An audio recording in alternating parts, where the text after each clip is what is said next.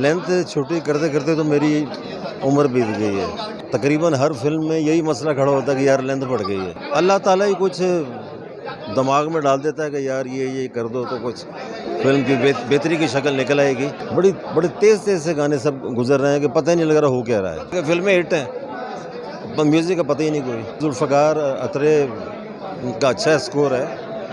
चूड़ियाँ, मजाजन, निकी जी, हाँ बेशुमार उन्होंने फिल्में की हैं।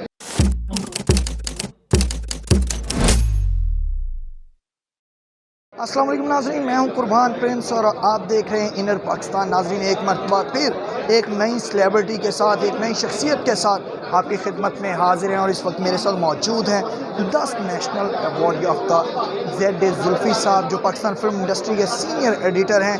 ऐसी शायद ही कोई फिल्म हो दौरे हाज़िर की जो उनके हाथों से ना गुजरी हो, जिसमें उन्होंने खुद रंग ना भरा हो। तो गुफ्तगू करते हैं उनसे, जानते हैं। अस्सलाम वालेकुम सर। जी वालेकुम अस्सलाम। सर, सबसे पहले बहुत शुक्रिया कि आपने टाइम दिया।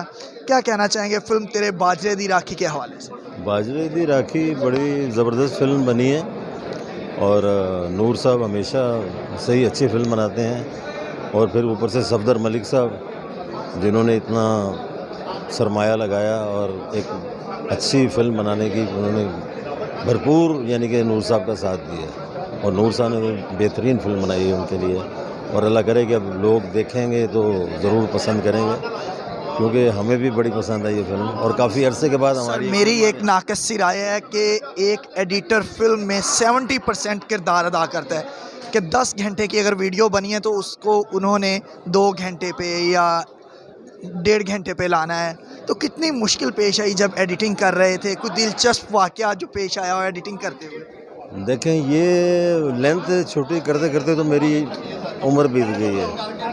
यानी कि तकरीबन हर फिल्म में यही मसला खड़ा होता है कि यार लेंथ बढ़ गई है। बाजरे दी राखी में भी था ये मसला, लेकिन अल्लाह ताला ही कुछ दिमाग में डाल देता है कि यार ये कर दो तो कुछ फिल्म की बेहतरी की शक्ल निकल आएगी।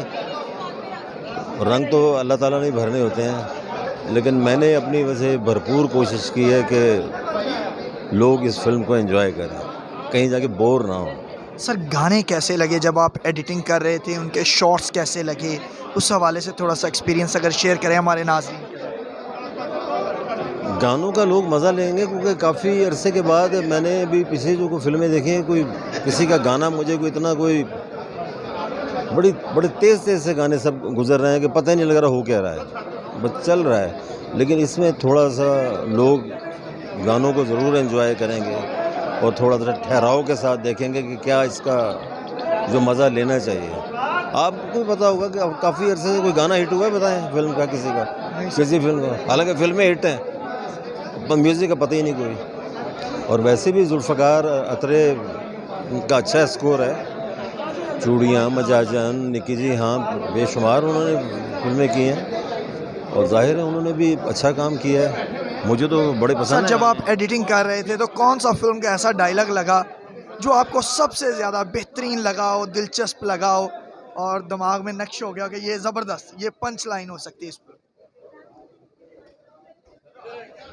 यानी कि भाई मेरे ख्याल में तो इस फिल्म का हर सीन जो है वो देखने वाला है। ख़ासकर नया हीरो, नई हीरोइन जन्नत मिर्ज़ा, फिर साइमा बेगम ने बड़ा ज़बरदस्त काम किया है, कुरैशी साहब ने, उनके बेटे ने, मेरे ख्याल में हर बंदे ने, जितने हमारे कॉमेडी के जो स्टार हैं उन्होंने बड़ा बेहतरीन काम किया है। बल्कि आप देखेंगे तो आप खुद कहेंगे नहीं यार वाकई हर चीज़ जो है वो नगीने की तरह फिट है। सर, आखिर में क्या पैगाम देना चाहेंगे जो नाज़रीन आपको इस वक्त देख रहे हैं, जो आपके चाहने वाले हैं? मेरी तो तमाम लोगों से यही गुजारिश है कि